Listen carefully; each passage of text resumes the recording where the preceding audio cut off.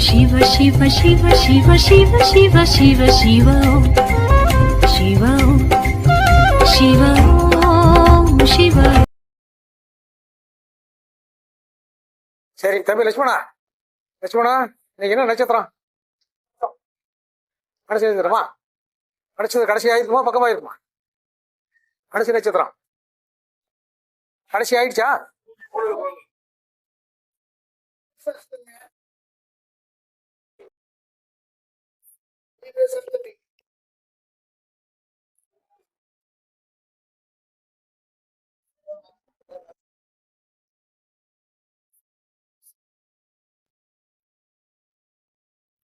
இப்படி காலையிலிருந்து அடைச்சி வச்சது தான். அதாவது தமிழ் விஸ்வா வருஷம் ஆசி மாதம் இன்னைக்கு ஓடுது இல்லையா? ஆன் பண்ணியாச்சா? ஓடுதா? சரி. மாசி மாசம் கடைசி ஆகி போச்சு.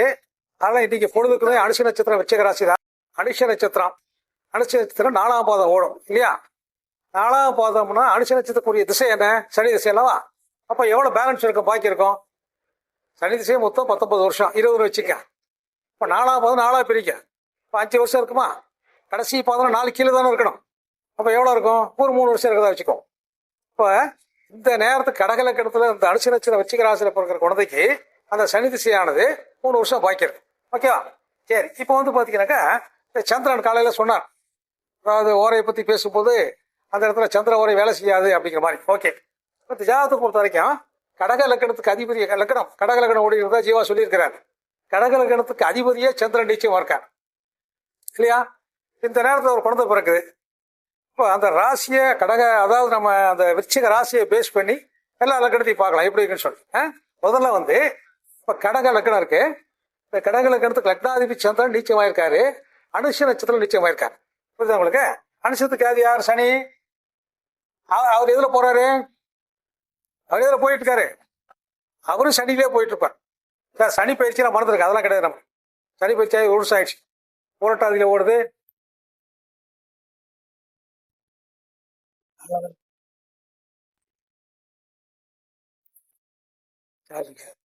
சரி. அதாவது என்ன கேட்டீங்கன்னா, இப்ப கடக லக்கணத்துக்கு அந்த லக்னாதிபதி சந்திரன் நிச்சயமா இருக்கார். இப்படி வச்சுக்கலாமா? அந்த நட்சத்திரம் பாத்தீங்கன்னா அந்த சந்திரனுடைய நட்சத்திரம் சனி. அந்த சனி எதனுடைய சாரத்துல போயிட்டு இருக்காரு? சனியுடைய சாரத்திலே போயிட்டு இருக்காரு, உத்திரட்டாதியில போயிட்டு இருக்காரு தம்பி சொல்றாரு. அப்ப இந்த ஜாதகத்துக்கு இந்த லக்கணத்துக்கு அந்த சனி யாரு? இப்போ 9ஆம் வீட்டுல இருக்கிறார். இப்போ ஒரு குழந்தை பிறக்குன்னு வச்சுக்க, அது எப்படி இருக்கும்? என்ன பலன் சொல்லுவீங்க? வந்தாச்சு, குழந்தை பிறந்தாச்சு, கடகலக்கணம் போட்டீங்க, அனுஷ நட்சத்திரம் விருச்சிக ராசி போட்டீங்க, அந்த குழந்தை எப்படி இருக்கும்?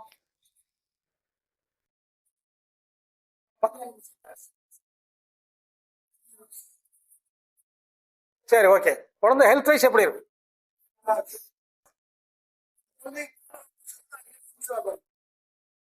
சரி, வேற.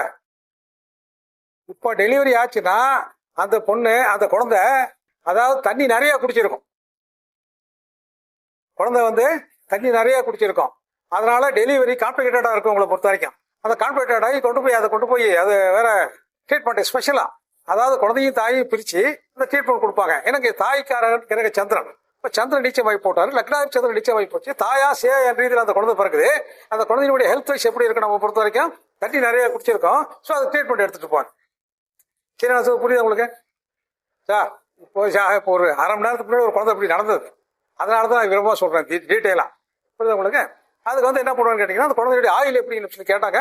1-2 மணி நேரத்துல சரியா போயிருக்குன்னு சொல்லியிருக்கிறோம். ஏன்னு கேட்டீங்கன்னாக்கா, அந்த அனுஷ நட்சத்திரம் 4ஆம் பாதம் முடிஞ்சிருச்சுன்னா அந்த குழந்தைய புழக்க வச்சுக்கான், காட்ட முடியும். சரியா? சரி. இப்போ இந்த சந்திரன் நீங்க நிச்சயமா இருக்காரு. இந்த விருச்சிக ராசி 10ஆம் பாவமா இருந்தா என்ன லக்கணமா இருக்கணும்? கும்ப லக்கணமா இருக்கணும். இப்ப கும்ப லக்கணத்துக்கு 10ல சந்திரன் இருக்கார். கும்ப லக்கணக்கார் 10ஆம் பாவம் தொழில் வச்சுக்கோ. காலபுருஷத்துக்கு 8, அதாவது கும்பத்துக்கு 10. சரி.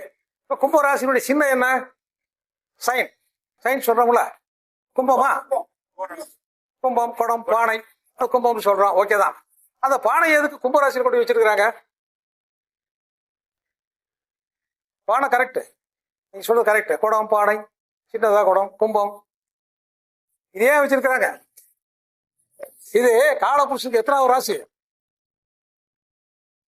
ஆலபுஷம் எத்தனாவது ராசி சார்? அந்த காலத்துல அவங்க அந்த ஜாதகம் உருவாக்குற காலத்துல என்ன காசு பணம் வச்சிருந்தாங்களா? அந்த உண்டியல்ல அவங்க என்ன பண்ணுவாங்கன்னா சேமிப்பு வச்சிருந்தாங்க, தானியங்களை சேமிச்சு வச்சிருந்தாங்க. அதனால பருவநாபம் லாபஸ்தானம், அந்த லாபஸ்தானத்துல உண்டியல வச்சிருக்காங்க. அவ்வளவு வேற ஒண்ணு முடிஞ்சு வச்சா இதை வச்சா சரி. அதுக்கு அடுத்தபடியா 10ஆம் பாவம். இப்ப இந்த கும்பராசிக்கு என்ன தொழில் பண்ணுவாரு, எப்படி கண்டுபிடிக்கிறது? எடுத்து கும்பராசின்னு சொல்றாரு, என்ன தொழில் பண்ணி கேட்கணும்ல. யாரா இருக்கா? யார் இருக்கா முதல்ல? யார் இருக்கிறா? விசாகம் சொல்லக்கூடாது. யார் இருக்கிறா? அப்புறம் அப்புறம் 3 பேர் இருக்கிறாங்க. குருவுக்கு உண்டான தொழில் என்ன? ஜோதிடம், ஆன்மீகம், ஆசிரியர். சரி, ஓகே, ஆசிரியர். அப்புறம் இப்ப என்ன சுருமா கொடுத்தாரு, அது என்னது? மாந்திரிகம். என்ன சார், சந்திரன் நீச்சம் இருக்கு. அப்போ அந்த தொழில் செய்யலாமா? சரி, அடுத்து யார் இருக்கிறா? அப்புறம் அவருக்கு என்ன தொழில் என்ன? அவர் எங்க வேலை செய்வாரு? மைன்ஸ்ல வேலை பார்ப்பார். மைன்ஸ்ல என்ன? நிலக்கரி சுரங்கம், ஸ்டீல் பிளான்ட், அந்த மறைந்திருக்கக்கூடிய பொருள் எடுக்கக்கூடிய அந்த தன்மையை உள்ள எல்லா இடத்துலயும் அவரு பொருள் எடுப்பார். அந்த வேலை செய்யலாமா? சரி, இரும்பு நிறைய புழங்குற இடம், அது உளிய வச்சு செதுக்கிற இடம், இரும்பு தளவாட சாம்பங்கள் உருக்க இடம், வெல்டிங் நிறைய விற்கிற இடம் போலாமா? அப்ப என்ன அர்த்தம்? பொம்பளை கணக்காரரு இந்த தொழில் செய்யலாமா? சரி, அப்புறம் வேற இருக்கா? அவர் என்ன பண்ணுவாரு? அப்புறம் வியாபாரி. சரி, அப்புறம் சரி சரி இப்ப கவனிக்கிறான். வியாபாரி கரெக்ட். இந்த ஜாதகத்துல இந்த வியாபாரி 3 6ஆம் வீட்டுக்கு அதிபதி. வியாபாரம் செய்யலாமா?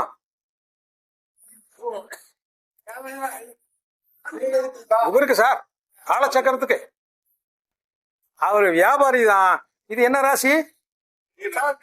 ஜலராசி. ஜலராசி என்ன தொழில் பண்ணலாம் சொல்லுங்க? வியாபாரம் தான். வியாபாரம் தான். அது எப்படி வியாபாரம் பண்ணலாம்? எக்ஸ்போர்ட் இம்போர்ட் பண்ணலாம். சரி, ஓகே, எக்ஸ்போர்ட் இம்போர்ட் பண்ணலாம். அப்ப இது 10ஆம் பாவம் வர பட்சத்துல சந்திரன் நீச்சமா தான் இருக்காரு. அந்த சந்திரன் நீச்சமா கும்பல கணக்காரங்க இந்த தொழில் செய்யலாம். இங்கே உதாரணம் இருக்குது. முதல் உதாரணம் சக்தி குரு தான், 2வது வாரம் நானு, 3வது வாரம் தண்டரசு. அனலைஸ் பண்ணுங்க. ஒன்னும் சும்மா மாயாச்சாரம் பண்ண கிடையாது. நாம நடப்பு சொல்றோம். ஒருத்தர் வந்து கேக்குறாரு கும்பல பத்தி காலையில் பேசுறேன், அதுக்காக பேச. சரி, ஓகே, சரி, அதே அப்படி வச்சுக்க. ஒருவேளை மீன் லக்கணமா இருக்கு சார், லக்கணத்தை மாத்துங்க, கும்பத்தை விட்டு மீனத்தை போடுங்க. மீனத்துக்கு சைன் என்ன, சின்ன என்ன? ஏன் மீன் வச்சிருக்கிறாங்க? கடல் இருக்குதா, தண்ணியில மீன் வச்சுக்காங்களா? இல்ல, 2 வார்த்தை யாராவது தெரியாத கூட இருக்கலாம்ல. இந்த காலச்சக்கரத்துக்கு எத்தனை இடம்? 12ஆம் இடம். 12ஆம் என்ன? செலவு. கரெக்ட். இது என்னன்னா, இப்ப கூட பழமொழி சொல்லுவாங்க பெரியவங்க, ஆத்துல கொட்டினாலும் அளந்து கொட்டுமாங்க இல்லையா? அப்ப என்ன அர்த்தம்? ஒருத்தன் எந்த அளவுக்கு செலவாளிங்கிறத அவன் கையில சொம்ப கொடுத்து அந்த தண்ணி எந்த அளவுக்கு செலவு பண்றானோ அந்த மாதிரி இருப்பான்னு சொல்றான். அது விரயசானம். புரியுதா சார் உங்களுக்கு? விரயசானம் எப்படி வந்துச்சு? எந்த அளவுக்கு நீ தண்ணியை செலவு பண்ண, ஒரு சொம்பு தண்ணி கொடுத்து ஒரு பொண்ணு வீட்டுக்கு வந்தவொடனே ஒரு படத்தை கொடுத்து அவங்க டெஸ்ட் பண்ணுவாங்க. இந்த தண்ணியை எவ்வளவு சீக்கிரமா இந்த புள்ள செலவு பண்றா அப்படிங்கிறத வச்சு சிக்கனவாளியா செலவாளியான்னு கண்டுபிடிக்க முடியும். அதுக்காக என்ன பண்றாங்க? மீனத்துல தண்ணி கொடுத்தாங்க, தண்ணியில என்ன பண்றாங்க? மீனை கொடுத்தாங்க. சரி, அடுத்து இது அடுத்து என்ன? மீனராசி விரயசானம். விரயசானம் இன்னொன்னு என்ன? 12ஆம் பாவம் என்ன? தூக்கம். தூக்கம் இல்ல, போயிடுறது. அந்த காலத்துல வந்து எரியூட்டம் தகன மேடை கிடையாது. இன்னைக்கு கூட கங்கையில பாத்தீங்கன்னாக்கா யாரும் இறந்துட்டா ஆத்துல விட்டுருவாங்க. புரியுது உங்களுக்கு? அப்போ ஒருத்தர் ஒரு நோய்வாய்ப்பட்டு அல்லது வயசு ஆகி வயது மூப்பு காரணமா ஏற்பட்டா ஆத்துல விட்டுருவாங்க. அதான் சயனம். அது ஆத்துல விட்டா அவங்க சொர்க்கத்துக்கு போறத ஐதீகம் பண்ணாங்க. அதனாலதான் 12ஆம் பாவத்துல தண்ணி கொடுத்தாங்க. சார் எல்லாமே காரணம் என்ன, சும்மா அப்படி எழுத கிடையாது. கண்ண மூடி ஆமா ஆத்தோட விட்டுருவாங்க, சொர்க்கத்துக்கு போறாராம்.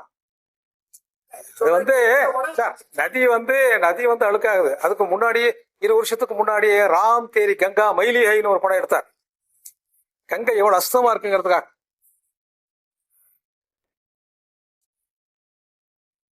சரி, ஓகே, ஐயா சொல்ற மாதிரி வச்சுக்கலாம், ஒன்றும் பிரச்சனை கிடையாது, அப்படியே வச்சுக்கலாம். ஸோ அதெல்லாம் நம்மளை பொறுத்த வரைக்கும் இப்போ மீனை லக்கணத்துக்கு இப்போ மீனை பிடிச்சி போச்சா, மீனத்தோட சைன் பிடிச்சி போச்சு உங்களை பொறுத்த வரைக்கும். சரி, மீனத்துக்கு வந்து பார்த்தீங்கன்னா 7, 8, 9 9ஆம் பாவம் இந்த ஜாதகம். இப்போ வந்து அனுஷத்துல இருக்கிறாரு. இப்போ மீனத்துல யார் இருக்கிறா? மீன லக்கணக்காரனுக்கும் மீன ராசிக்காரனுக்கும் உத்திரட்டாதியில சனி இருக்கிறார். அவர் என்ன பண்ணுவாரு? இப்ப என்ன ஏதாவது செய்யலாமா? சுபகாரியம் பண்ணலாமா? இல்ல ஜென்மச்சனி வேலை செய்யுமா? ஜென்மச்சனி தொந்தரவு பண்ணுமா? அவரை படுத்த படுக்கையாயிருவாரா? என்ன பண்ணுவார்? மீனத்துல உத்திரட்டாதியில சனி இருந்தா அவர் சொத்து வாங்குவார், அசட் வாங்குவார். அந்த இடத்துல அவர் என்ன பண்ணுவார்? ஆட்டோமேட்டிக்கா அவர் வந்து கேட்கும் என்ன வாங்குறாருங்கிறது அந்த அவருடைய யோகா பலனை பொறுத்து. பொருச்சந்திர யோகமா, குருமங்கள யோகமா, பிருகுமங்கள யோகமா, மொத்தத்துல அவர் என்ன பண்ணுவாரு? சொத்து வாங்குவார், அசட் வாங்குவாரு. சரி, தொழிலுக்கு வந்துடலாம். இப்ப 9ஆம் பாவம் பாக்கியஸ்தானம் அவருக்கு ஜாதகத்துக்கு. 9ஆம் பாவதி செவ்வாயை விட்டலாம். 9ஆம் பாவத்துல இருக்கிற கிரகத்தை மட்டும் பேசுவான். அது அனுஷத்துல சனியுடைய சார்த்துக்கிறாரு, சனி அவரே வச்சிருக்காரு. இப்ப அதுக்காக எப்படி காலைல சக்கரை கட்ட மாதிரி பம்பர மாதிரி சுத்திக்கிட்டே இருப்பாரு. ஏச்சிவா, நான் சொல்றது கரெக்டு தானே? சரி, மேஷத்துக்கு வந்துடலாம். மேஷம் தான் அந்த காலச்சக்கரத்துக்கு ஒன்னான படம். அந்த மேஷத்துக்கு சைன் என்ன? ஆடு. ஆடுதா? புதுசா ஆடு போட்டுக்கா. ஏன் தலையை போட்டுக்கிறாங்க? அது ஆடுன்னு சொல்லக்கூடாது, ஆட்டுக்குட்டி. தலையை போட்டுக்கிறாங்க. ஒரு குழந்தை எப்படி முதல்ல வெளியே வருது? அதனுடைய சிரசு வெளியே வருது. அப்ப அந்த கடைக்குட்டியை குட்டின்னு தான் சொல்லுவாங்க. பசங்க பிள்ளைங்களை பேசும்போது குட்டி குட்டின்னு தான் கூப்பிடுவாங்க. அப்ப என்னன்னு கேட்டீங்கன்னா, முதல் சிரசு உதயமாகக்கூடிய மேஷ இலக்கணம். அதனால காலபுருஷ தத்துவத்துக்கு ஆட்டுடைய தலையை வச்சிருக்கிறாங்க. ஆட்டுடைய தலையை வச்சிருக்கிறாங்க தலைக்கு. சரி, இதுதான் தலையினா இவனுடைய உடல் போக்குவரத்து எல்லாமே ஆட்டோமேட்டிக்கா வந்துருது உங்களுக்கு. இப்ப இந்த ஜாதகத்துக்கு 8ல சந்திரன் இருக்கார். இப்ப சைன் புரிஞ்சு போச்சா உங்களுக்கு? இவர் தான் 1ஆம் நபரு. சிரசு அது ஆட்டுக்குட்டியோட தலையை வச்சிருக்கிறாங்க. தலையை வச்சது காரணம் அங்கதான் உதயமாகுது. பூமியில அந்த லக்னம் உதயமாகுது, அதனால வச்சிருக்கிறாங்க. புரியுதா உங்களுக்கு? அதனால குட்டியை தலையை வச்சிருக்கிறாங்க, ஆட்டுக்குட்டியோட தலையை வச்சிருக்கிறாங்க. அது ஒரு பக்கம் இருக்கட்டும். இப்ப ஜாதகத்துல 8ல சந்திரன் இருக்கிறார் இவருக்கு. இப்போ அரசு பேசினாரு, 6, 8, 12 பத்தி பேசினாரு. இப்ப சந்திரன் அவருக்கு நிச்சயமா இருக்காரு. இப்ப ஹெல்த் வைஸ் இருக்குது. இந்த சந்திரனுடைய நட்சத்திரம் சனியுடைய சார்த்து இருக்கிறாரு. ஒரு மேஷ லக்கணக்காரன் யாரும் இருக்கிறீங்களா? மேஷ ராசி மேஷ லக்கணக்காரன் யாரும் இருக்கிறீங்களா சார்? சரி, வண்டி வாகனத்துல போகும்போது நிதானமா போங்கன்னு சொன்னேன், வேற ஒண்ணு கிடையாது.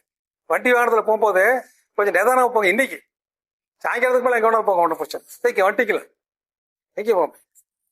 இப்ப ஜாதகத்துல வந்து மேஷ லக்கணக்காரங்களுக்கு 4ஆம் ஹெல்த் 4ஆம் வீட்டுக்கு அதிபதி இந்த ஜாதகத்துல சந்திரன் நிச்சயமா இருக்கிற காரணத்துல அது 8க்கு போயிட்டதுனால பெருசா ஒண்ணும் பண்ணாது.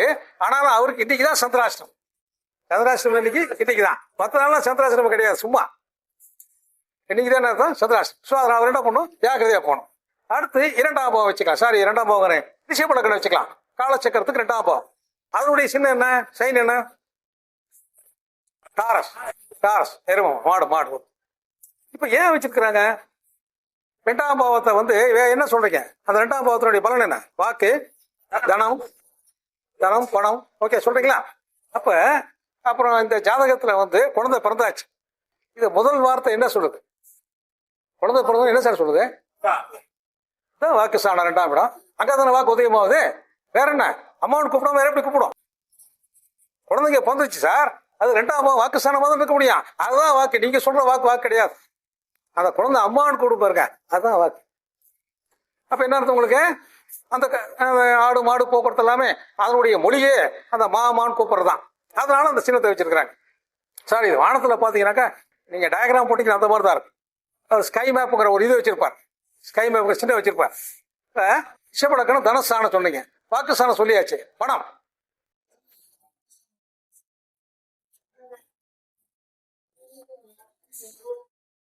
சரி, செல்வம். ஓகே வச்சுக்கிற. தனம் செல்வம்னு சொல்றாரு. ஓகே ரைட், பரவாயில்ல, கரெக்ட். இப்ப ஜாதகத்தை பொறுத்த வரைக்கும் பாத்தீங்கன்னாக்கா என்ன அர்த்தம்? தனம் வாக்கு சொல்லியாச்சு, தனத்துல வருமானம் சொல்லியாச்சு. 2ஆம் பாவத்துல வருமானம் தான் இருந்தாகணும். அன்னைக்கு விவசாயமே முழுக்க நம்ம பூமியா இருந்துச்சு. அது மூலியமா தான் வருமானம் வந்துச்சு. அந்த வருமானத்தை என்ன பண்ணாங்க? கவனத்தை வச்சாங்க. அப்ப என்ன பண்றாங்க? மாடு அந்த சின்னமா வச்சுக்கிட்டாங்க. சரியா? சரி, அடுத்து மிதுனத்துக்கு. சரி, இதுக்கு அப்ப 8க்கு போட்டோமா? இப்ப ரிஷபத்துக்கு 7ல இருக்கிறார். ரிஷபத்துக்கு அந்த சந்திரன் எங்க இருக்காரு? 7ல இருக்கார். இப்ப 7ஆம் வீட்டுக்கு அதிபதி 7ல சந்திரன் இருக்கார். சந்திரன் நட்சத்திராதிபதி 11ல இருக்கார் ஜாதகத்துக்கு. இப்ப இந்த மாதிரி ஒரு ஜாதகம் வருது. 7ஆம் வீட்டுக்கு அதிபதி 7 நட்சத்திராதிபதி ஒரு ஜாதகத்துல 11 திசை நடத்துச்சுன்னா என்ன ஆகும்? அவருக்கு இருதார தோஷம் ஏற்பட்டு போயிடும். ஏன் திருமணம் பண்ணக்கூடாது? டைம் பூர்த்தி ஆகிற வரைக்கும் தேவையான ஜாதகத்தை மேட்ச் பண்ணணும். 7ஆம் பாவம். சரியா? புரியுதா உங்களுக்கு? சரி, அதுக்கு அடுத்து எப்படியா 3. இதனுடைய சின்ன என்ன? ஜெமினின்னா என்ன ரெட்டையரா? 2 பேரும் பசங்களா? ஏவிஎம் ஸ்டுடியோ வச்சு பேசுறீங்களா? ஆ சரி. ஆண் பெண் சேர்க்கை ஏன் வச்சாங்க? ஆண் பெண் சேர்க்கை கூட எதுக்கு வச்சிருக்காங்க? காலபுருஷத்துவத்துக்கு 3ஆம் பாவம். அங்கதான் வீரியம், வெற்றி, ஜெயம், போக்குவரத்து, காமம் உருவாகுது. அப்புறம் தான் புத்திர பாக்கியம் வருது. கொண்டு வச்சிருக்கிறவங்க கரெக்டா வச்சானா இல்லையா? ஒரு ஆளை வச்சிருக்கலாம். தம்பி சொல்ற மாதிரி 2 பேரும் ஜெமினி ஆண் பசங்களா, குட்டி பசங்களை வச்சிருக்கலாம். அங்க ஆண் பொண்ணு வச்சிருக்காங்க. அங்க ஆண் பொண்ணு சேர்க்கையை குறிக்கிற அந்த இடத்துல. ஏன்னா அது வீரிய ஸ்தானம் உங்களுக்கு 3ஆம் பாவம் காலபுருஷத்துக்கு. அதனால அங்க என்ன பண்ணு கேட்டீங்கன்னாக்கா அந்த சேர்க்கையை வச்சிருக்கான். அப்ப கரெக்டா தான் செஞ்சிருக்காங்க. ஜெயவா எடுத்துறேன். யாரும் தப்பு சொல்ல முடியாது, நமக்குதான் கோளாறு. சரி, அதுக்கப்புறம் பாத்தீங்கன்னா இந்த மிதுன லக்னத்துக்கு இந்த ஜாதகத்துல சனி இருக்கிறார். எங்க இருக்கிறாரு? தனஸ்தானாதிபதி 6ல இருக்கார். தனஸ்தானாதிபதி 6ல அப்படி வச்சுக்கலாமா?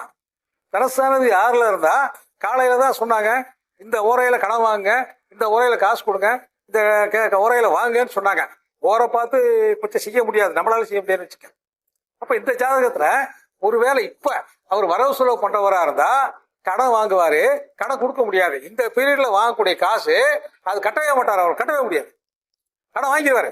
அப்ப நம்மகிட்ட ஒரு வருஷம் கழிச்சு வந்து சொல்லுவாரு, சார் இந்த ஆட்ட கடன் வாங்கினேன், என்னைக்கு எந்த நேரத்துல வாங்கினேன் தெரியல, கட்டவே முடியலைங்க. ஜீவாட்ட வாங்கின உடனே கொடுத்துருங்க அப்படிப்பாரு. அதுக்கு முன்னாடி வாங்கின கடன் கொடுத்துறாராமா. அதுக்கு என்னது? அது ஜீவா தான் பரவாயில்ல, கரெக்டா இருக்கு. ஏன்னா நீங்க சொல்லுங்க, நான் கேட்க முடியாது, கேட்க முடியாது. சரி நான் சொல்றது. அப்ப என்ன உங்களை பொறுத்த வரைக்கும் அப்ப கடன் என்பது இந்த டைம்ல விதலக்காரங்க காசு வாங்கினாங்கன்னா அவங்களால கட்ட முடியாது. இதுதான் நீங்க சொல்லணும்.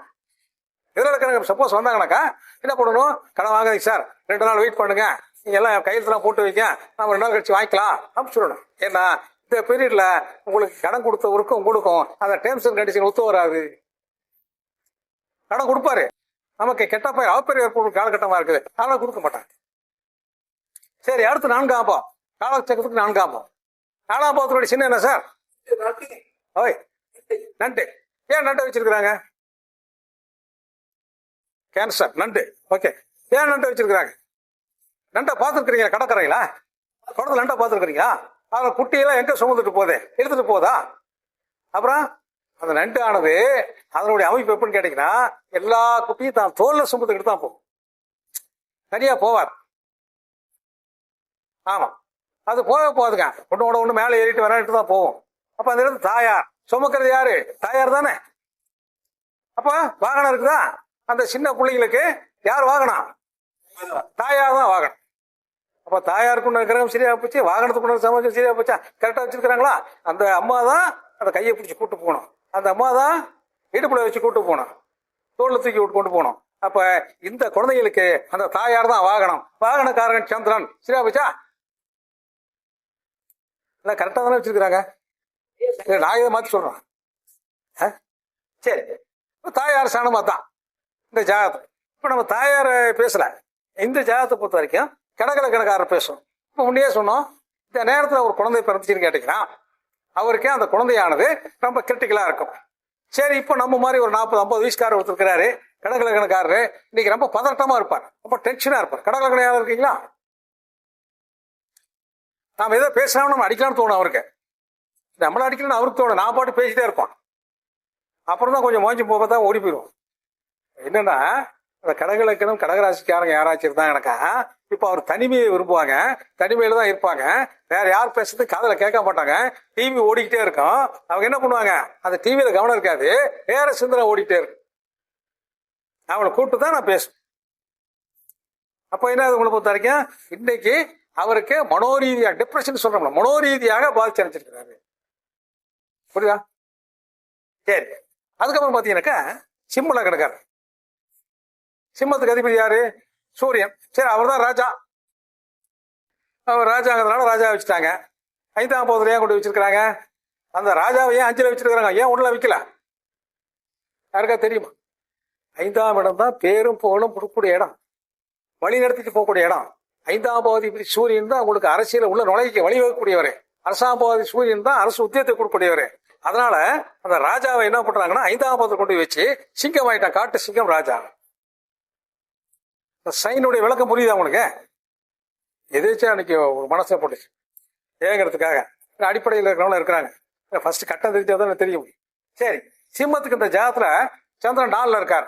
சிம்மத்துக்கு வரியாதிபதினு வச்சுக்க, 12ஆம் வீட்டுக்கு 4ல் இருக்கிறார் ஜாதத்தை பொறுத்த வரைக்கும். அப்ப சிம்ம ராசி அல்லது சிம்ம லக்னக்காரங்களுக்கு என்னன்னா இன்னைக்கு வாகன செலவு ஏற்படும். வண்டி வாகனம் இருந்துச்சு ரிப்பேர் பண்ணுவாங்க, அல்லது பெட்ரோல் போட்டு அடைச்சிருக்கோம், இல்லை நாளைக்கு போனாப்பாங்க, அல்லது வண்டி ஓட்ட முடியாது, ஸ்டார்ட் ஆகாது. அந்த மாதிரி சிம்ம லக்னம் சிம்ம ராசிக்காரனுக்கு தன்னுடைய வாகன சம்பந்தமான விஷயத்துல கொஞ்சம் பாதிப்பா இருக்கும். அம்மாவை பார்க்க போறேன்னு சொல்லுவாங்க, போக மாட்டாங்க. அம்மா இருந்தா அம்மா கவலை. சரி, அதுக்கு அடுத்தபடியா பார்த்தீங்கன்னா கன்னி இருக்கோ. கன்னிக்கு என்ன சார் போட்டுக்கிறாங்க? கன்னினா பெண் தானே, கன்னினா பெண் தான், அது ஓகே, ஒன்றும் மாற்றம் இல்லை. அது 6ஆம் பாவத்தில் கொடுத்துருக்குறாங்க. ஏங்க, ஒரு பொண்ணை எப்படி 6ல் கொண்டு கொடுத்தாங்க? ஒரு நியாயம் வேணும்ல. சரி, 7ல் கொடுத்துருக்கலாம், 9ல் கொடுத்துருக்கலாம், 12ல் கொடுத்துருக்கலாம், 6லயே கொடுத்துருக்குறாங்க. எதுக்கு சார் பிரச்சனை? பொம்பளைங்களால தான் வருதுங்கிறதுக்காக கொடுத்துருக்கு. சரி, நம்ம பிள்ளைங்களா நல்ல பிள்ளைங்க. எக்ஸா பிரச்சனை எங்கிருந்து ஸ்டார்ட் ஆகுது? வீட்டுல பெண்கள் மூலியமாக, கல்லூரியில பெண்கள் மூலியமாக, இருக்க இடத்துல பெண்கள் மூலியமாக தான் நமக்கு உருவாகுது. அதனால கடன், ரோக, பிணிப்படை போக்குவரத்து எல்லாமே பெண்கள் தான் அதுக்கு அடிப்படை காரணமே. அவங்க செடியா இருந்தா எந்த பாதிப்பு வராது அப்படிங்கிறதுக்காக இந்த ரோக பிணிப்பிடி ஸ்தானத்துல கொண்டு போய் கண்ணியை வச்சிருக்கான்.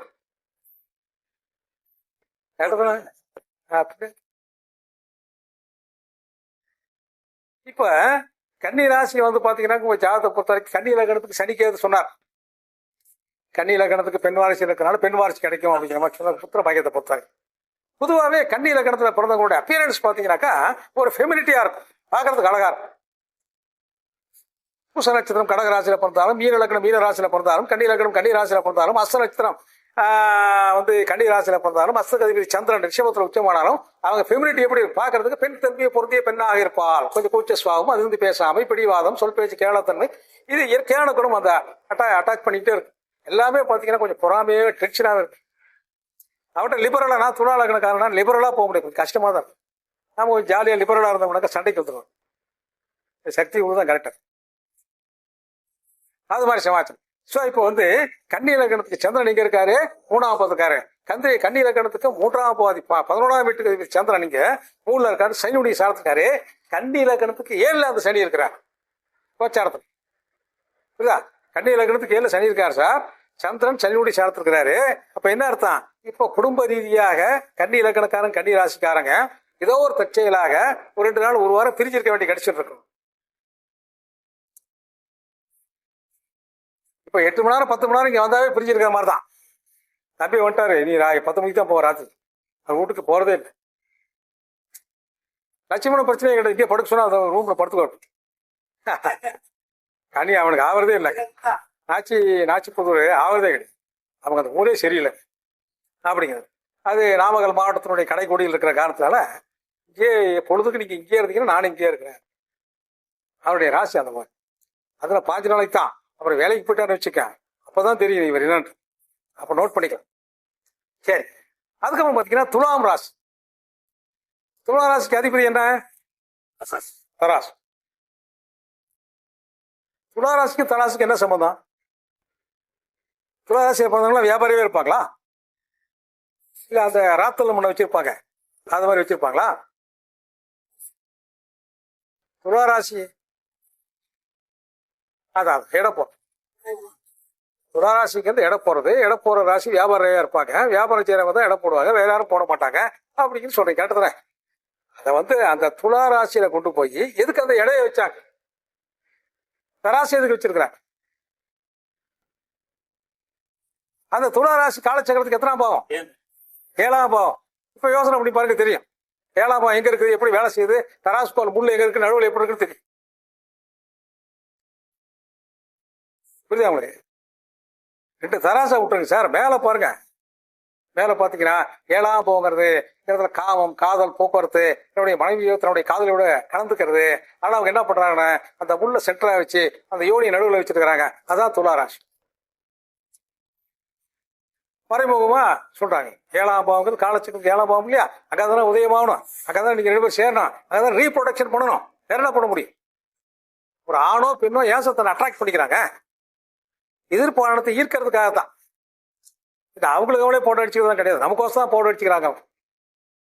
நீங்க பவுடர் அடிக்கிறாரு, நாங்க என்ன பண்றது? அடிச்சுட்டு போங்க, பார்ப்பாங்க. எப்படி நான் சொல்றது? எதிர்ப்பால் அதனுடைய நோக்கமே தன் இனத்தை தான் மீண்டும் உற்பத்தி பண்ண, ரீப்ரொடக்ஷன் பண்ணணும். அதுக்காக நம்ம என்ன பண்ணணும் கேட்டீங்கன்னா, யாராவது அட்ராக்ட் பண்ணி ஆகணும்.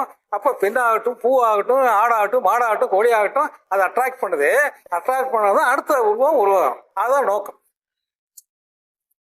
புரியுதா உங்களுக்கு? ஏன் உருவாச்சு? பொங்குதேர் வாழ்க்கை அஞ்சிரை தும்பி காமம் செப்பாது கண்டது மூலியமா பயிலது கெடிய நட்கின் நீ எவ்வளவு ஒரே போவேன்னு சொன்னார்.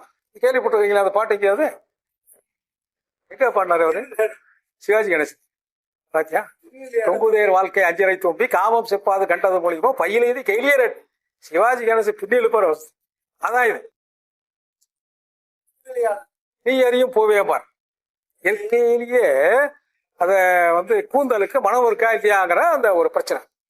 அதுக்கு அப்படி எழுதுறாரு ஏபி நாகராஜ். இப்படி இருக்கிறார். சரி, அப்ப என்னன்னா உங்களை பொறுத்த வரைக்கும் துளாராசிக்கு புரிஞ்சு போச்சா?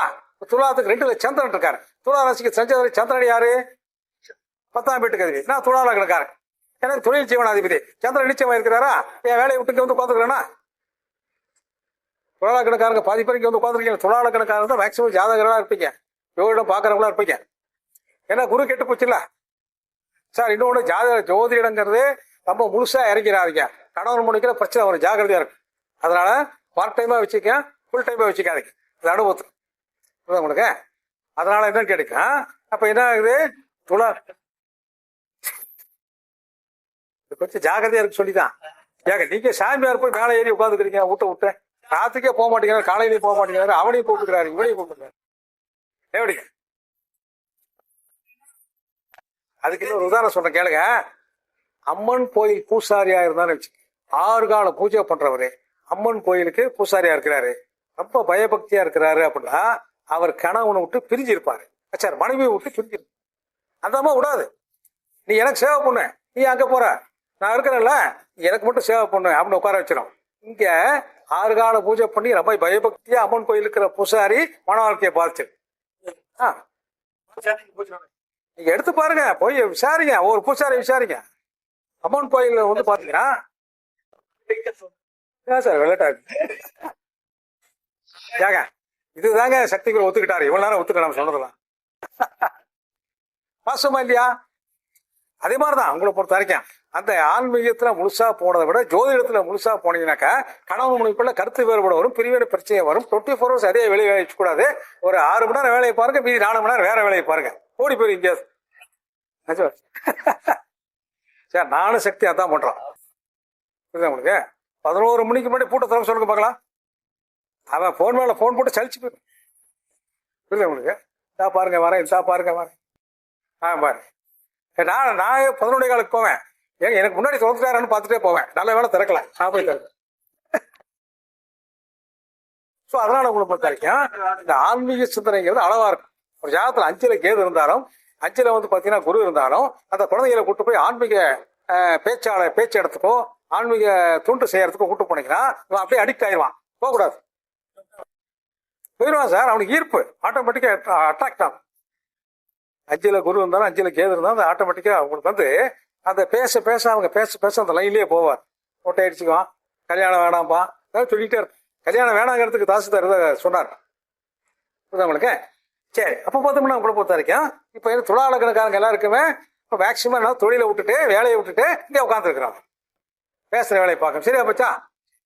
சரி, அடுத்து விருச்சகத்தை பார்க்கலாம். எங்க ஆரம்பிச்சு அது நாம இங்க ஆரம்பிச்சோமா?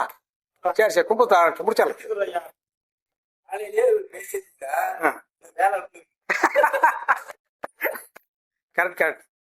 கரெக்டா பாயிண்ட் நோட். சரி, அதுக்கப்புறம் பார்த்து மாட்டீங்கன்னாக்கா இந்த ஜாதியில நான் வீட்டுக்கு போனேன், கொஞ்சம் ஒரு மாதிரியா இருக்குதுன்னு சொன்னேன். நானே எல்லாம் நீ போவே கூட உட்கார அப்படின்னு உட்கார வச்சிட்டேன். கூட்டு போய் வெத்தலை பக்கம் வாங்கி கொடுக்க தப்பாரு. வெத்தலை பக்கம் உங்களுக்கு வெத்தலை பக்கம் வாங்கி கொடுத்து நீ பேசிட்டு தான் போகணும் உட்கார சொல்லு. அதுக்கப்புறம் பார்த்து மாட்டீங்கன்னா சரி, இப்போ விருச்சிகம். சரி, விருச்சிகம் வச்சுக்கலாம். விருச்சிக இலக்கணம் விருச்சிக ராசிக்கார். விருச்சிகத்துல சனி இருக்காரு. 7, 8, 9 ஜாதகம். பாகிஸ்தானாதிபதி சந்திரன் நிச்சயமா இருக்கார். விருச்சிக இலக்கணம் விருச்சிக ராசிக்காரருக்கு ஒரு குணாதிசயம் உண்டு. சிரமபயத்தை பத்தி சொன்னார். ஓகே, நான் சொன்ன கேட்டீங்கன்னாக்கா அந்த விருச்சிக ராசிக்காரங்க பாத்தீங்கன்னா பாதி விஷயத்த வீட்டுல கேட்பாங்க. பாதி விஷயத்த வெளியே போய் தான் போன் போட்டு கேட்பாங்க. கேட்க போட்டு அங்க போய் நினைப்பு வரும், என்ன சொன்னீங்க மறந்து போச்சு, சரி அதை வாங்கிட்டு வந்துடுறேன் அப்படிமா. ஏன்னா அந்த இடத்துல சந்திரன் நிச்சயமா இருக்கிற காரணத்தினால அவங்களால ஒரு விஷயத்துல கான்சென்ட்ரேஷன் பண்ண முடியாது, பல விஷயம் நினைப்படுத்திட்டே இருக்கும். சரி அங்க போய் போன் போட்டு கேட்டுக்கலாம்னு போயிட்டே இருப்பாரு. அங்க போய் தான் கேட்பாரு, அங்க சொன்னீங்கன்னா கரெக்டா வாங்கிட்டு வர, இல்லைன்னா மறந்துடும். புரியுதா உங்களுக்கு? அப்புறம் இங்க வந்து என்ன பண்ணுவாரு, திட்டு வாங்கிட்டு உட்காந்து பாரு வீட்டுக்காரிட்ட. திட்டமா திட்டாதா, நீ கொண்டு வரீங்க தான் வெயிட் பண்ணிட்டு இருக்கிறான். இல்ல சரி, அப்ப என்னன்னா இப்ப இந்த சந்திரன் வச்சுக்கிறதுல சந்திரன் நிச்சயமா இருக்கிற காரணத்தினால அவர் பேசாம கட்டில எடுத்து போட்டு படுத்துக்கிறது நல்லது. எந்த வேலையும் செய்யக்கூடாது. ஆமா, ஒண்ணு கட்டிலுக்கு மேல படுத்துக்கணும், இல்ல கட்டிலுக்கு அடியில் போய் படுத்துக்கணும். ஏன்னா எது செஞ்சாலும் தப்பா தான் செய்வார், கம்முன்னு படுத்துக்கிறது. புரியுதா உங்களுக்கு? சரி, அடுத்து தனுஷ். ஆமா, அடுத்து தனுஷ். தனுஷ் லக்கணத்தை மட்டும் வச்சுக்கலாம். தனுஷ்க்கு அதிபதி குரு எங்க இருந்தாலும் சரி. இப்ப இந்த ஜாதகத்துல அஷ்டமாதிபதி சந்திரன் நிச்சயமா இருக்காரு. அங்க மட்டும் சொன்னோம், தனுஷுக்கு வந்து அஷ்டமாதிபதி சந்திரன் நிச்சயமா இருக்காரு ஜாதகத்தை. இப்ப தனுசு லக்கணம் தனுசு ராசிக்காரர்களுக்கு பொதுவாகவே பாத்தீங்கன்னா அந்த சுக்கிரன் மறைஞ்சா ரொம்ப நல்லது செய்வார். யாருக்கா மறைஞ்சிருக்கா? தனுசு லக்கணத்துக்கு 6ஆம் வீட்டுக்கு சுக்கிரன் உங்களுக்கு எங்க இருக்கிறாரு? 6ல இருக்குது. சரி, 6ஆம் வீட்டுக்கு 8ல யாருக்கு இருக்கிறா? 6ஆம் வீட்டுக்கு 12ல யாருக்கு இருக்கிறாங்க? உங்களுக்கு இல்ல சார், அந்த தனுசு லக்கணத்துக்கு சுக்கிரன் 8ல எங்க இருக்கா, 12ல யாருக்கா இருக்காங்களா? யாரும் இல்ல. சரி, ஓகே, 6ல பார்க்கலாம். இப்போ வந்து சுக்கிரங்கிறது களத்திர காரணம் மட்டும் எடுத்துக்க வேண்டிய விஷயம் கிடையாது, பொருளாதார காரணம் அர்த்தம். இவரு 6ல இருக்காரு. இதுக்கு என்ன அர்த்தம்? சுக்கிரன் 6ஆம் வீட்டுக்கு 6ல இருக்கு நல்லதான். ஆனா இவர் பேரு ஜீவான்னு சொல்றாங்க. அப்ப கடனும் இவரும் ஜீவிதம் மாதிரி. கடன் இல்லாம இவர் இல்ல, இவர் இல்லாம கடன் இல்ல. ஒரு வருஷம் கடன் வாங்க முட்டா கடன் வந்து கோச்சுக்கும். என்ன தேவை நம்மளை விட்டா ஜீவா வாங்கிக்க. 10 மாசம் டியூ போடுவாரு, மாசம் 10,000 அவனுக்கு வாங்குறவே 10,000 ரூபாய் கட்டிக்கிட்டே வருவாரு. அப்போ 9 மாசம் கட்டியாச்சு பிரச்சனை நினைப்பாரு. அந்த 10வது மாசம் காலையில மறுபடியும் 10,000 ஆகட்டும் ரோட்ல போட்டு போயிடுவான் சோப்பு கட்டித்தான் ஆகும். அப்ப என்ன ஆகுது உங்களை பொறுத்த வரைக்கும், தனுசு லக்கணக்காரனுக்கு சுக்கிரன் ஒரு 8க்கு போயிட்டாருனா, எங்க கடகத்துல 8க்கு போயிட்டாருன்னா வெளிநாடு போனோம். அவர் வெளிநாடு போனாலும் சரி உள்நாடு இருந்தாலும் சரி அவர் தான் சம்பாதிப்பாரு, அதுக்கு மேல சம்பாதிக்க மாட்டார். அப்ப இந்த ஜாதகத்துல அஷ்டமாதிபதி இந்த ஜாதகத்துல தனுசு லக்கணத்துக்கு 8ஆம் வீட்டுக்கு சந்திரனா இருக்காரு, சனியுடைய சாரத்தில் இருக்கிறாரு. ஆனா இவர் ஒண்ணும் பண்ணாரு, தொந்தரவு பண்ணாது, நல்லபடியா வச்சிருக்க, பாதிக்காத அவரை பொறுத்த வரைக்கும். சரி, இது சின்னத்தை எங்க விட்டான்? துலாஸ் சொன்னோமா? விருச்சிகத்தை என்ன வச்சிருக்கிறாங்க? தேல். தேல் மாதிரி கடிப்பாங்களா? அப்படி ஒரு சொன்னாரு டிவியில, அது சின்ன தேல் வச்சிருக்காங்க. விருச்சிக ராசிக்காரங்க கிட்ட போனா தேல் மாதிரி கொட்டிக்கிட்டே இருப்பாங்க. நான் உடனே டிவி ஆஃப் பண்ணிட்டேன். ஏன் நமக்கு என்ன தெரியல இருக்கு, நமக்கு சரியா வரல, நமக்கு சரியா வராது அப்படி டிவி பாக்குற வழக்கம் உண்டு. எனக்கு பாட்டு கேட்டுட்டு இருப்பேன், எப்பவுமே பாட்டு கேட்டு வேலை பார்த்துட்டே இருப்பேன். சக்தி கூட தெரியும். இவர் ஆரம்பிச்சாரு, விருச்சிக ராசி நேர்களே ஆரம்பிச்சாரு, ஆஃப் பண்ணிட்டேன். நமக்கு நேரம் தெரியல. நான் இது பார்த்தோம்னா அவ்வளவு இன்னைக்கு காலையில போய் அங்க மாட்டீங்க. அப்ப என்னன்னா ஏன் தேல் வச்சிருக்கிறாங்க தெரியுமா? 8ஆம் இடம் காலச்சக்கரத்துக்கு ஆயுள் பாவம். ஆயுள் பாவம் வந்து பாத்தீங்கன்னா விஷத்தால நமக்கு பாதிப்பு ஏற்படலாம், ஆயுள் குறைபாடு ஏற்படலாம், ஆயுள் கட்டம் ஏற்படலாம். அப்படிங்கிறதுக்காக அந்த இடத்துல தேல் வச்சிருக்காங்க. தேல் விட்டு விஷமானது அந்த காலத்துல பெரிய விஷயம். சரியா, தேல் வச்சிருக்காங்க. அதனால விருச்சிக ராசிக்காரங்க பூரா தேல் மாதிரி கொட்டுவாங்கன்னு சொல்ல மாட்டேன். நான் தான் கட்டில் கடியில படுத்துருக்காங்க, அவனை போய் எது கொட்டுறான் போய். நீங்க கொட்டாம இருந்தா பத்தாது இல்ல சார், நான் சொல்றேன்.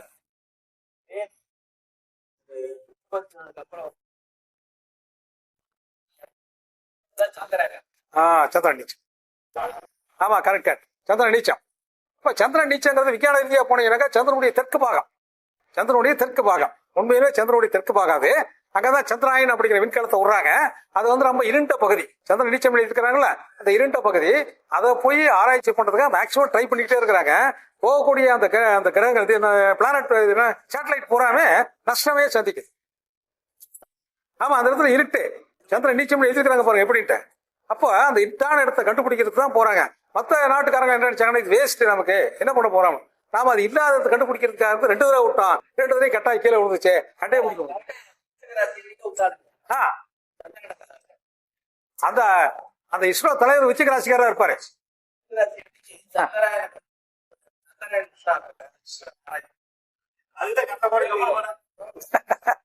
சமாதி பண்ணிட்டாங்க. சரி, முயற்சி எடுக்கிறது வாசம் தான். நான் என்ன சொல்றேன்னா இந்த ஜோதிடத்துல சொல்றது உண்மைன்னு சொல்லுவான், வேற எதுவும் கிடையாது. அவர் இப்ப தெரிஞ்சுக்கு வரல, சாதாரண விஷயம் இல்லப்பா தெரிஞ்சுக்கு வரல. சரி, அடுத்து வந்து பாத்தீங்கன்னாக்கா மகரம் போயிடலாம். மகரத்துக்கு சைன் என்ன? தனுஷா? தனுஷ் சொல்லியா? சார் தனுஷ் தான் சொன்ன. அப்படியா? இல்ல, அது தனுசு ராசி தனுசு லக்னக்காரங்க மேக்சிமம் மற்றவங்களை பாதுகாக்கக்கூடியவங்க. அவங்க அதான் சுக்கிரனை சொன்னேன், மேக்சிமம் பாதுகாக்கக்கூடியவங்க, அடுத்தவங்களோட அனுசரிச்சு போகக்கூடியவங்க. அவங்க ஒரு லீடர்ஷிப் கிடையாது, அரவணைச்சு போயிட்டே இருப்பாங்க. அதனால என்ன வில்லம் போய் வச்சிருக்கான் ஜாதகம். ஆமா, அதாவது பாத்தீங்கன்னா எதிரியை வீழ்த்திட்டு நாம கூட சபார்டினேட்டா பாதுகாக்கக்கூடிய சமாச்சாரத்துக்காக வச்சிருக்கிறாங்க. நிறைய கதையெல்லாம் சொல்றாங்க, அதெல்லாம் விஷயம் இதான் உண்மை. அது வில்லம் வச்சிருக்க காரணம். அடுத்து மகரம். மகரத்தினுடைய சைன் என்ன? முதலுடைய தலை முதல. அது மகர ராசிங்கிறது பொறுத்த வரைக்கும் அன்னைக்கு வந்து பாத்தீங்கன்னா காலபுருஷத்துக்கு 10வது ராசி. 10வது ராசி இல்லவா? 10வது ராசிங்கிறது ஒரு தொழில் சிறத்தன்மையோட செய்வாரா செய்ய மாட்டாரா, கடைசி வரைக்கும் செய்வாரா, அவர் சுயதொழில் செய்வாரா, இல்லை வேலைக்கு தான் போவாரா, இல்லை அரசு வேலை தனியார் வேலையா, உள்நாடா வெளிநாடான்னு அதுலதான் கண்டுபிடிக்கிறது. இப்போ அவருடைய சுய ஜாதத்தை எடுத்துக்கணும், லக்னத்துக்கு 10 பார்க்கணும், ராசிக்கு 10 பார்க்கணும், காலச்சக்கரத்துக்கு 10 பார்க்கணும். அவன் ஜாதத்துல என்ன இருக்கு? இப்பதான் அவரு சுயமா தொழில் செய்வாரா முதல்ல முடிவு எடுக்க முடியும். சுயதொழில் வேணாங்கிறாரு, வேலைக்கு போக சொல்றான், வேலைக்கு போறாரு, அங்கேயும் வேலை செய்ய மாட்டேங்கிறாரு, 6 மாசம் மேல வந்துடுறாரு. முதலாளி சரியில்லைங்கிறாரு, தொழிலாளி சொல்றாரு முதலாளி சரியில்லைங்கிறாரு. முதலாளி தாங்க சொல்லணும் தொழிலாளி சரியில்லை. அந்த தொழிலாளி வந்து சொல்றாரு, இதை முதலாளி நம்ம கூட லாய்க்கிறீங்க, வேற முதலாளி மாத்திக்க. அவன் தப்பிச்சுக்கிறது வேற என்ன வழி? அப்ப என்ன ஆகுது உங்களை பொறுத்த வரைக்கும்? அந்த இடத்துல மகராட்சி தொழில் ஜீவனாதிக்கு சமாச்சாரம். அதனால முதலையே பிடிச்சா உடும் பிடிக்க மாதிரி பிடிச்சிக்கணும், தொழில விடக்கூடாது. சில நேரங்களில் உடும் பிடிக்க போய் உடும்பு இவனை பிடிச்சிக்கான், அப்படியே உண்டு. ஒரு தொழில இன்ட்ரெஸ்டே இல்லாதாரு ஒரு தொழில பூந்து சக்சஸ் ஆயிடுவாரு. எப்படிங்க? அதுதான் அவருக்கு தொழிலுங்கிறது இத்தனை வருஷமா தெரியாம இருந்தது அவரை பொறுத்த வரைக்கும். ஆனா அந்த ஜோதிடர் என்ன பண்ணுதுன்னா, அவன் என்ன தொழில போய் உட்காரணுமோ அந்த தொழிலை கூட சேர்த்திடும். அவனை கடைசிக்கல லாஸ்ட் மினிட்ல கூட சேர்த்து பிக்கப் பண்ணிட்டு போயிட்டு. அடுத்து வந்து பாத்தீங்கன்னா இந்த கும்பம் ஆரம்பிச்சு வேலை முடிஞ்சு போச்சு. ஸோ அதனால 12 ராசியினுடைய ராசி கட்டத்தினுடைய அந்த விருப்பங்கள் உங்களுக்கு தெரிஞ்சு போச்சு இல்லையா? ரொம்ப சந்தோஷமான விஷயம். ஒவ்வொன்றுக்கு புரிஞ்சுக்க. இப்படி புரிஞ்சுக்கிட்டு நீங்க முயற்சி எடுத்தீங்கன்னாக்கா ஜோதிடத்தை எளிமையாக புரிஞ்சுக்கலாம். ஓகே தானே? ரொம்ப நன்றி, வாழ்த்துக்கள். Thank you so much.